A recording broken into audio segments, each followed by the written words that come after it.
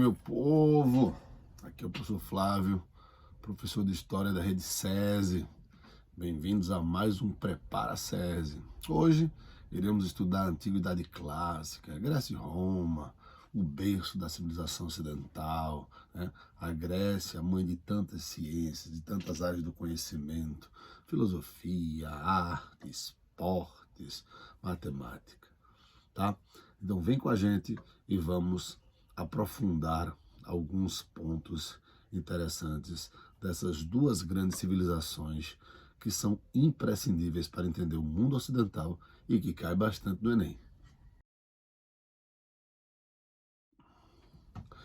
A história da Grécia é dividida em 5 grandes partes: período pré-homérico, período homérico, arcaico, clássico e o período helenístico, o período ali de Alexandre. A sua história começa ali na ilha de Creta, com a construção de palácios, né? Principalmente o palácio de Knossos. Em Creta se estabelece uma talassocracia, eles dominavam o mar, mas a ocupação do continente mesmo, balcânico, da Península Balcânica, ocorre com os 4 povos indo-europeus: os jônios, dórios, eólios e aqueus. E aí você ali já tem a formação da Grécia pré-homérica. Na Grécia homérica, você já tem ali os genos, né? Pequenos grupos produtivos que vão se desenvolvendo até no período arcaico, dar origem às polis. Importante unidade administrativa, né? São cidades-estados. E aí você já tem uma característica, né? O território grego, ele não é tão integrado, ele tem um litoral muito recortado, a região montanhosa, solo rochoso, e aí você tem bastantes fragmentação política. Então, cada cidade, estado, vai ter suas características bem peculiares. Nós conhecemos bastante 2 cidades e estados, que é o que iremos abordar agora.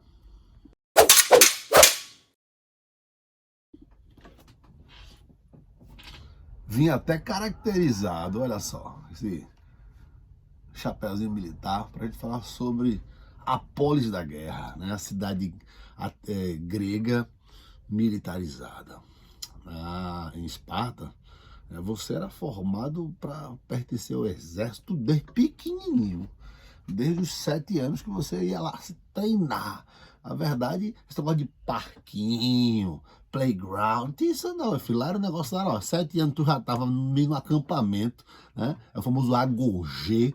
Tu tava lá, ó, ralando, dormindo no chão, né? Se acostumando às intempéries da guerra. Tu acha que na guerra tu ia ter um colchãozinho fofinho, um travesseirinho de pena de ganso?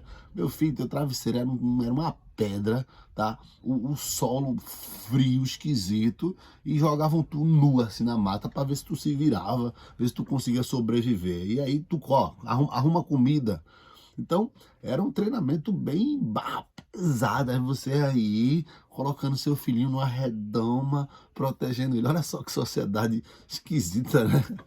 Pois é, em Esparta, eles formavam soldados. Soldados. Sociedade que não era igualitária, era uma oligarquia, o poder era centralizado na mão de poucos, né? Os espartanos ou esparciatas. Logo em seguida vinham os periecos, que eram os artesãos e comerciantes que não tinham direitos políticos, e por último os ilotas, que pertenciam ao Estado, eles eram, né, propriedade do Estado. Alguns historiadores caracterizam os ilotas como servos, com um regime de servidão, e outros como sendo escravidão. Tá? Mas eu estava falando para vocês, né? A criança então com 7 anos ela ia para um exército, fazia parte de um treinamento, e conta uma história muito curiosa para vocês. Contam-se que o espartano, se ele fosse pego roubando, ele seria castigado. Ele podia até roubar para sobreviver, porque inclusive era uma das prerrogativas de ser um bom soldado, é você ser furtivo, é você saber fazer as coisas no modo stealth, né? Stealth. mas se você fosse pego, você, né, ia passar vergonha, você ia ser castigado publicamente. Então contam que um jovem estava roubando um animal de alguém, e aí ele tá andando com o bicho que ele acabou de roubar, e no meio do caminho ele encontra uma pessoa, e aí ele não podia exibir, né, o seu produto do seu roubo. Aí ele esconde embaixo da sua roupa o animal. E aí a pessoa começa a perguntar, e aí, como é que tá tua mãe? E aí, bicho, como é que foi o agogê? E aí, matasse quantos? Aquela coisa, né, que as crianças eram colocar para se bater, para se espancar. E aí ele, não, tudo bem, beleza, ele com um bicho aqui escondido, né? E ali segurando toda a dor, porque o bicho estava rasgando ele, e ele lá conversando com a pessoa, para não mostrar que estava com nenhum produto de roubo. A pessoa vai embora, ele continua seu caminho, quando ele tira a roupa, ele está todo rasgado, todo lanhado. Mas aí ele não revelou, né, que estava roubando. Para você ver como era esse código de conduta deles, né? Prefiro sofrer, né, aqui ser todo lanhado, rasgado, que passar a vergonha de ser castigado em público e tal, e dar essa vergonha para os meus pais. Ok? Então, sociedade espartana, sociedade militarizada. Bem, meu povo, a próxima polis que a gente vai trabalhar, Atenas, o berço da democracia. Calma aí, professor, eu sei que essa democracia aí, dessas coisas todas, não. Calma, gente, eu sei, ela tem suas restrições, mas foi importante para o Ocidente, foi lá que começou, tá? E você não pode esquecer que o contexto daquela época, aqueles povos ali ao redor, né, eram oligarquias, monarquias, faraós, representantes de Deus que mandavam. Então você ter um povo em que, uma polis em que o povo tem poder, que pode decidir as coisas, é algo muito valioso. Foi um começo, tá? Foi um começo. É claro que não temos aí uma democracia abrangente, né, de grande alcance, nem tampouco pôs fim à escravidão. Mas temos suas contribuições, sim, foi um passo importante, tá? Noção, para você ter uma noção, as mulheres só tiveram direito ao voto na Suíça em 1971. Então, né, quando a gente fala de Grécia lá no passado, né? Pois é, meu filho, e aí, na idade do século XX, ainda hoje, né, tem algumas nações que restringem direitos a grupos. Então, né, não podemos também ser anacrônicos e só apontar o dedo e criticar, tá? Bem, a Atenas é uma cidade que fica mais ao norte, ali na Ática.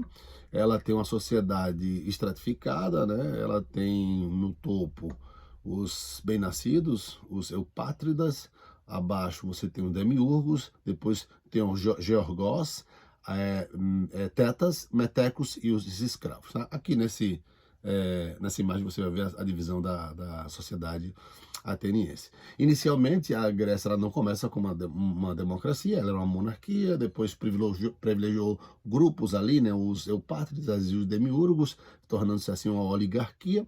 Logo em seguida, após algumas reformas, é que chegaremos à democracia. Temos Drácon, né, tomando a justiça para o Estado, não deixando na mão de grupos. Você tem o Solon fazendo várias reformas, inclusive acabando com a escravidão por dívida, grande contribuição do Solon, né? E, por fim, estabelecendo a democracia ateniense, Clístenes, né? E aí você tem alguns nomes aqui para essa democracia grega. Alguns chamam de democracia escravista.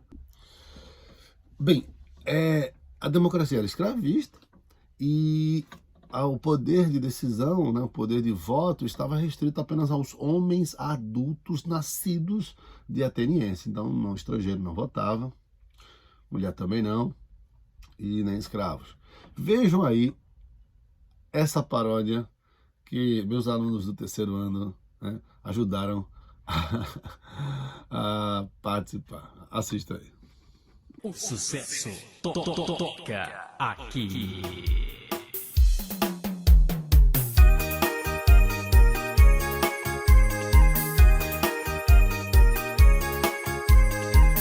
Aqui toca só as melhores.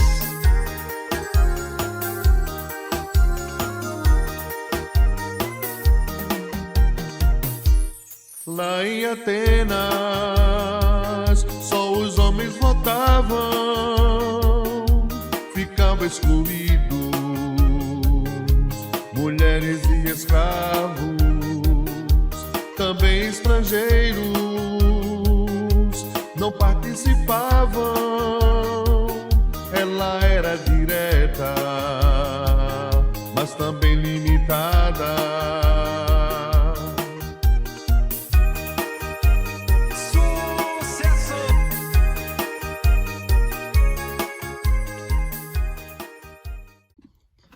E aí, gostaram?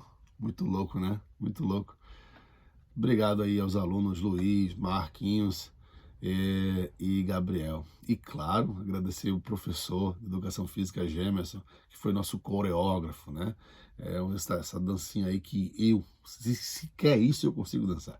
Mas aí eu paguei o mico aí, né? Fazendo essa voz belíssima que vocês devem ter encantados. O canto das sereias. Bem, assim, você tem início, após o desenvolvimento dessas polis, o período clássico, né, que vai do século VI até o século IV, tendo inclusive o século de ouro ali, a era de Péricles, né, onde você vai ter um grande esplendor cultural das artes, né, e da filosofia, período clássico.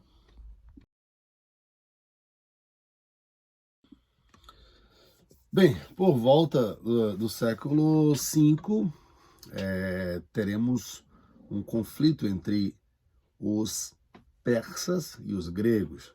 Você que assistiu aquele filme 300, né? Sabe aquela cena, This is Esparta, em que Leônidas chuta o emissário lá de Xerxes, joga lá naquele fosso, cena icônica, né? Pois é, teremos um confronto entre os gregos e os medo-persas.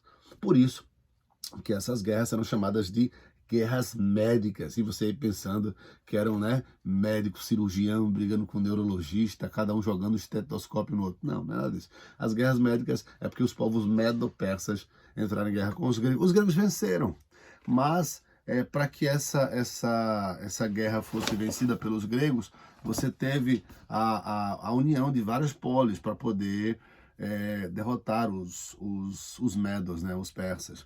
Ocorre que após a vitória dos gregos, há um desequilíbrio nas polis, né? Se destacando então a Atenas, um imperialismo ateniense, ele se sobressai. Aí você vai ter agora uma disputa entre Atenas e Esparta, elas acabam entrando em guerra. Você vai ter a Liga do Peloponeso, né, liderada por Esparta, o Peloponeso é mais aqui ao sul, e a Liga de Delos, liderada por Atenas. Ocorre que fica essa disputa entre Esparta e Atenas. Esparta vence a nossa polis da guerra, ela vence, mas as polis gregas saem fragilizadas, e eles são invadidos por um reino periférico, né, pela Macedônia.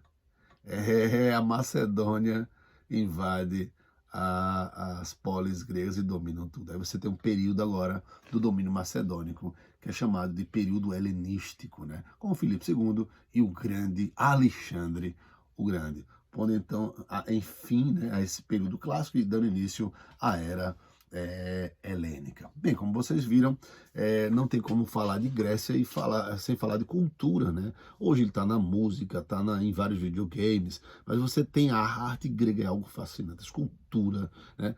Quando você vê a Vitória Samotrácia, isso é bonito até hoje, vai ser sempre uma coisa belíssima. Você tem as colunas gregas, Jônias, Dórias, Coríntia, o teatro, Ésquilo é maravilhoso. Se você nunca leu, leia lá Sófocles, e a história de Édipo, extraordinário. O pai da história, né, surgiu lá na Grécia, Heródoto. Você tem grandes matemáticos, Pitágoras, Tales. Gente, não cabe, não veio tão curto de resumo, a apreciação da arte, mas é algo que é um capítulo à parte que, né, vale a pena dedicar. Tem gente que dedica a vida inteira a isso, né?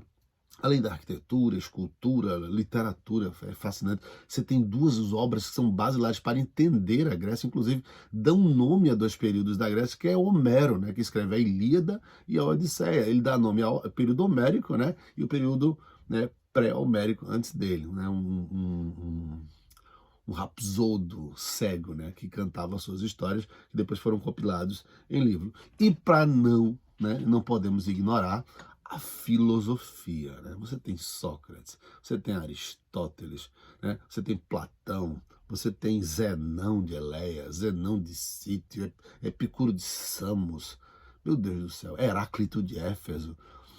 Não tem como fazer filosofia sem falar dos gregos. Até digo, né? Tem até quem comente que toda a filosofia ocidental são notas de rodapé da filosofia grega. Essa pegou, não foi não? Então, gente, Grécia fundamental para entender o Ocidente, colocando o homem como o centro, né? Você tem aí o destaque para o antropocentrismo já na Grécia. Beleza? Tamo junto. Bem, agora vamos falar de Roma, né? Império Romano, grande civilização.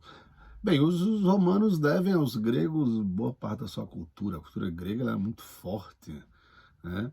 E até a mitologia grega, né, ela vai inspirar, né, a mentalidade religiosa dos romanos. Uma curiosidade, você sabia que os planetas são o nome dos deuses romanos, que foram inspirados nos deuses gregos? Pois é aí. Bem, os romanos, eles têm a sua história dividida em três partes: monarquia, república e império. Durante a monarquia é mais a formação de Roma, né? Inclusive tem duas versões. Tem a versão de famílias que se reuniam à margem do rio Tibre e formariam ali Roma, nessas comunidades, e a versão mítica, que diz que Rômulo e Remo, filhos, né, descendentes dos deuses, deus da guerra, que foram jogados, abandonados e alimentados por uma loba. Inclusive, é por isso que o time da Roma, né, tem uma loba, né, alimentando ali o Rômulo e Remo. Da briga dos irmãos, Rômulo mata o Remo e teria fundado a cidade. Essa é a versão mítica. Mas você tem aí alguns elementos importantes, né? O deus da guerra, já o caráter bélico de Roma se torna evidente no seu mito de fundação, certo? Bem, durante a monarquia você tem aí o domínio dos etruscos, povos ali da Península Itálica, do centro da Península Itálica, como formação da sociedade romana. Você já vê ali a sociedade romana dividida em três partes. Aqui no topo você tem os patrícios, né? São os bem-nascidos, e que dominam, têm um controle, têm os direitos políticos. Abaixo tem os clientes, que são submissos aos patrícios em troca de proteção. Abaixo dele você tem os plebeus, esses não têm direitos políticos, assumem o papel de comerciantes, artesãos, não têm direitos políticos e podem se tornar escravos por dívida. Ok? Essa foi a monarquia. Segunda fase da história de Roma, período republicano, que vai de 509 até 27 a.C. Esse é o momento em que se estabelece, né, se firma cada vez mais em Roma, um modo de produção escravista. Ela tem um caráter de imperialista, expansionista, sai conquistando vários territórios nesse momento da história da República. Inclusive, a ponto de ter um embate entre Roma e uma colônia fenícia, Cartago, que são as guerras púnicas. Roma vence as três guerras, né? E aí, dessas guerras, você vai ter muito, né, escravos sendo trazidos para Roma, né, dessas batalhas, e aí cada vez mais se torna um ponto forte, uma dependência gigantesca. Isso vai gerar algumas crises internas, vai ter rebeliões de escravos e tudo. Espartacos, por exemplo, é uma das mais famosas. Bem, além dessas crises, advindo dessa expansão territorialista e desse incremento da escravidão, você tem uma classe, né, lutando cada vez mais por direitos, os plebeus, e vão conseguindo aos poucos adquirir alguns direitos, por exemplo, de não ser mais escravizado por dívida, a lei de 12 tábuas, você tem a lei de canulé, eles podem casar com as patrícias, e vão ter até o direito de ter um tribuno na plebe, né, para poder ali, na hora das decisões políticas, ter um tribuno que defenda os interesses desses plebeus. A república ela termina com Júlio César, né, que tentou concentrar o poder, um cônsul que se torna imperador. Ele concentra o poder em suas mãos, mas ele é assassinado. Tá? Mas o primeiro imperador de fato romano é o Augusto César. Última parte da história de Roma, o Império. Vamos lá? Vai então de 27, quando Otávio sobe ao poder, Otávio César Augusto, né, o nosso primeiro imperador, até 476 depois de Cristo, quando o Império Romano ele cai, a queda do Império Romano, porque os bárbaros vão invadir, né? Tem outros fatores também. Bem, Otávio estabelece o que ele chama de Pax Romana, né? Segundo Tácito, ele criou um grande deserto e chamou isso de paz.